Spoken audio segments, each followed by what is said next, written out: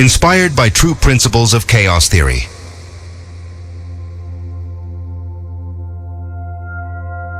The science is real. The butterfly effect is real. The chain reactions are real. But the names have been changed. The faces are different. Because this isn't about one story. It's about every story. This could happen anywhere, to anyone, including you.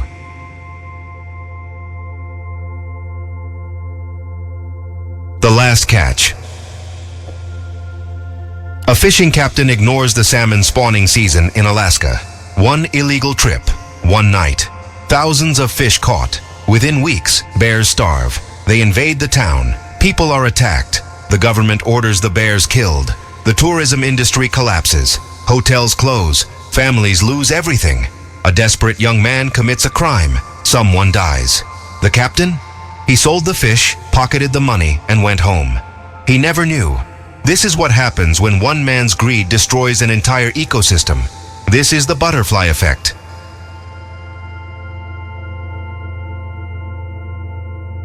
Alaska is one of the last wild places on Earth, a place where nature still runs on ancient rhythms, where salmon swim upstream every summer to spawn, feeding bears, eagles, rivers, and entire communities along the way.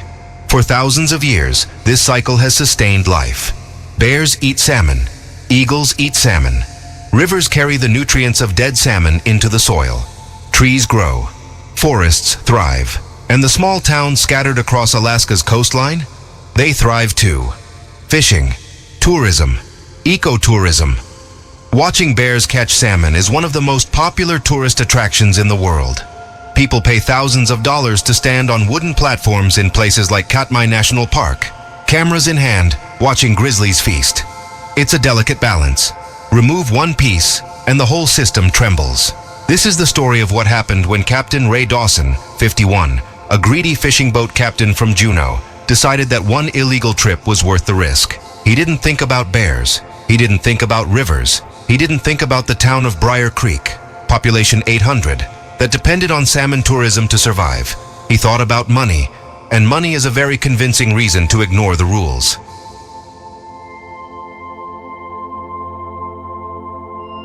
The captain. Juneau, Alaska, June 3rd, 2024. Ray Dawson has been fishing these waters for 28 years. He knows every river, every current, every hiding spot. He also knows the rules. The Alaska Department of Fish and Game sets strict quotas and seasonal closures to protect salmon populations during spawning. June is closed season for sockeye salmon in the Briar Creek watershed. No exceptions, no permits, nothing. The fish need to spawn. It's non-negotiable. Ray knows this. He's respected it for decades. But this year, Ray is desperate. His boat needs $45,000 in engine repairs. His ex-wife is suing him for back alimony. His savings are gone. He owes money to people he'd rather not owe money to. So when his buddy Tommy calls him one night and says, "I know a guy in Seattle who'll pay top dollar for fresh sockeye, off the books, cash, no questions," Ray doesn't say no immediately. He thinks about it for 3 days. Then he says yes. On the night of June 7th, Ray takes his 42-foot boat, the Sarah May, out into the darkness. No running lights, no GPS trail.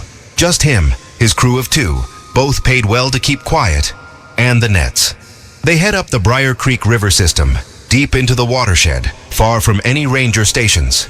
The water is teeming with sockeye salmon, thousands of them, swimming upstream, fighting the current, desperate to reach their spawning grounds. It's one of the richest runs in Alaska. Ray drops the nets. By dawn, they've pulled 12,000 pounds of sockeye salmon from the water. 12,000 pounds. It's obscene, it's illegal, and it's devastating, though Ray doesn't think about that. He thinks about the $180,000 he's going to make, selling them to Tommy's contact in Seattle. They pack the fish in ice, motor back to Juneau in the dark, and unload everything into a rented warehouse. By 6 a.m., Ray is home, showering, feeling like he's solved all his problems. He has no idea he's just created a catastrophe. The collapse. Briar Creek, Alaska, July 2024. Dr. Sarah Whitfield, 44, A wildlife biologist with the Alaska Department of Fish and Game arrives in Briar Creek in mid-July to conduct her annual salmon population survey. She's been doing this for 12 years. She knows what healthy numbers look like. She paddles her kayak upstream, counting fish, taking samples. Something is wrong. The numbers are dramatically lower than last year. Last July, she counted over 45,000 sockeye in the Briar Creek system. This year, she counts 8,000, a 82% drop in 1 year. She stops paddling and stares at the river, heart sinking. This isn't natural variation. This is a catastrophic loss. She files an emergency report with the department. An investigation opens. They find evidence of illegal netting. Massive scale. Someone took thousands of fish during spawning season, but they can't find who. Ray covered his tracks well. The investigation stalls, but the damage is already done. The salmon that didn't spawn means something terrifying is about to happen upstream in the forest surrounding Briar Creek. Because in Alaska, salmon don't just feed themselves. They feed everything.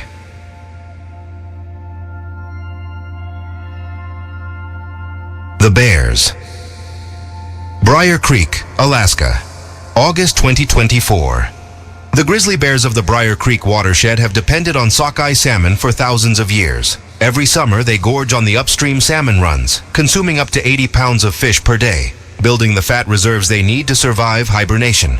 There are 340 grizzlies in the Briar Creek region.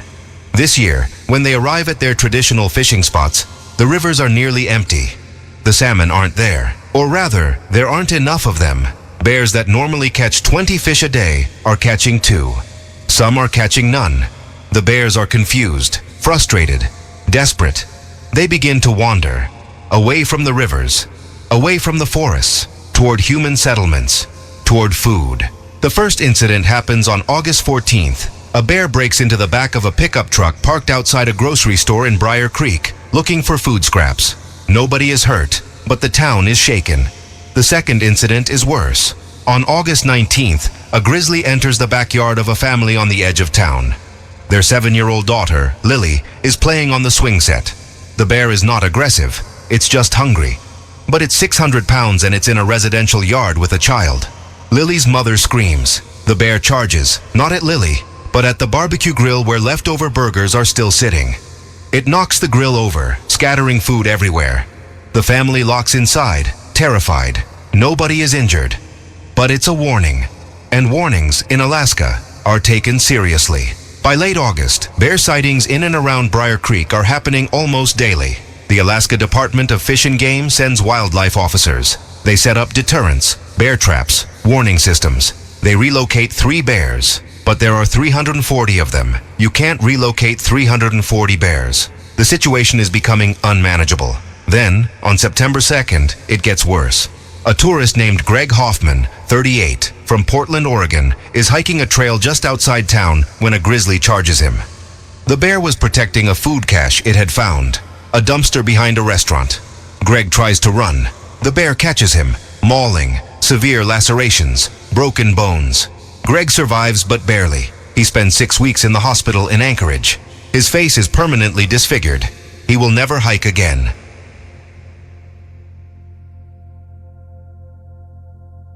The decision.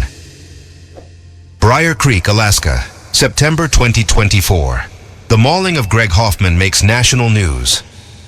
Bear attacks tourist in Alaska town. Suddenly, Briar Creek is on every news channel, every social media feed, and not for the right reasons. The town's image shifts overnight from peaceful wilderness paradise to dangerous bear-infested nightmare.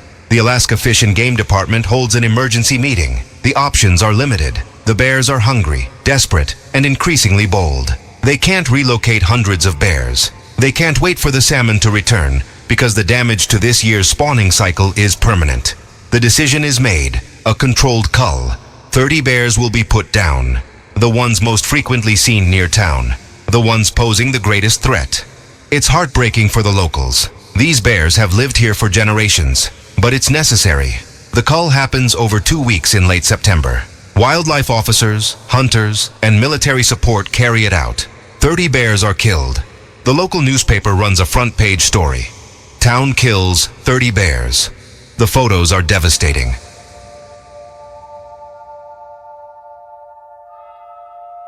The collapse of Briar Creek. Briar Creek, Alaska, October 2024.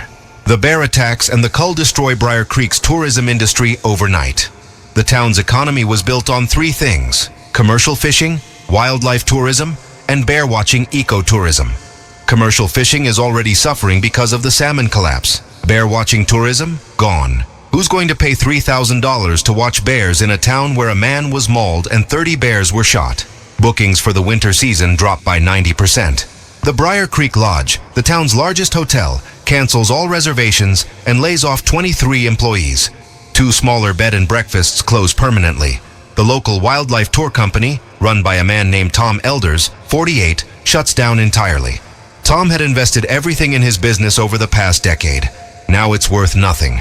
The ripple effect hits the whole town. Restaurant closures, shop closures. The school bus driver loses his second job. The mechanic loses his biggest client, the lodge. Tax revenue collapses. The town can't afford to maintain roads, fire services, or the small clinic that serves 800 residents. Tom Elders is destroyed. He's been running wildlife tours for 15 years. Built the business from nothing. Took out a second mortgage on his house. Now he owes $340,000 and has no income. His wife Karen works at the lodge, or did. She was laid off too. They have 3 kids. The oldest, Tyler, 19, just started his first year at the University of Alaska Fairbanks. Tom calls him in October. "Tyler, I need you to come home. We can't afford your tuition anymore. I'm sorry." Tyler is devastated but doesn't argue. He withdraws from the university, comes home, gets a job at the only thing still operating in Briar Creek, a small gas station and convenience store run by an old-timer named Frank, 67.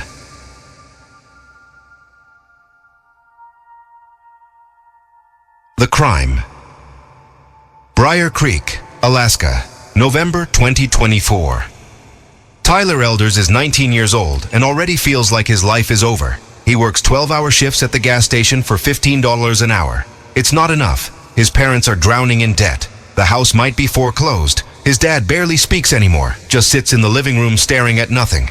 His mom cries at night when she thinks no one can hear. Tyler wants to help, wants to fix everything, but there's nothing to fix. The town is dying. One night, November 18th, Tyler is closing the station alone. It's 10 p.m. The temperature is -15. The parking lot is empty. Frank left at 6. Tyler is locking up when a man walks in. A stranger.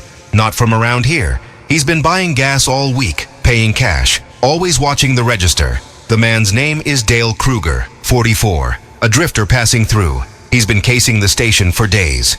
He pulls out a gun. "Open the safe, everything in it." Tyler's hands shake. He opens it. $3,200 in cash. Dale grabs the money, stuffs it in his jacket. Then he looks at Tyler, something cold in his eyes. "You saw my face." Tyler's blood freezes. "I won't say anything, I swear." Dale raises the gun. Tyler doesn't think. Pure survival instinct. He grabs a baseball bat from behind the counter. Frank keeps one there for exactly this kind of situation and swings with everything he has. The bat connects with Dale's arm. The gun goes off. The bullet hits Tyler in the shoulder. He falls. Dale, arm broken, drops the money, runs out the door, and disappears into the frozen night. Tyler lies on the floor, bleeding, terrified, in shock. He manages to call 911 before passing out. Dale Kruger is found 2 days later, frostbitten and half dead, in an abandoned cabin 3 miles outside town. He's arrested. Charged with armed robbery and attempted murder, Tyler survives. The bullet didn't hit anything vital, but the trauma is permanent. He can't sleep without nightmares, can't hear a gunshot on TV without having a panic attack. He drops out of his gas station job, drops out of everything. The Elders family is now dealing with debt, unemployment, and a traumatized teenager, all because the salmon disappeared, the bears went hungry, and the town died. The captain, Juneau, Alaska, December 2024. Ray Dawson is sitting in his newly renovated boat, the Sarah May, engine purring, all $45,000 worth of repairs paid for in cash. He's been watching the news about Briar Creek on his phone. Bear attacks, tourism collapse, armed robbery. It's sad, he thinks, real sad.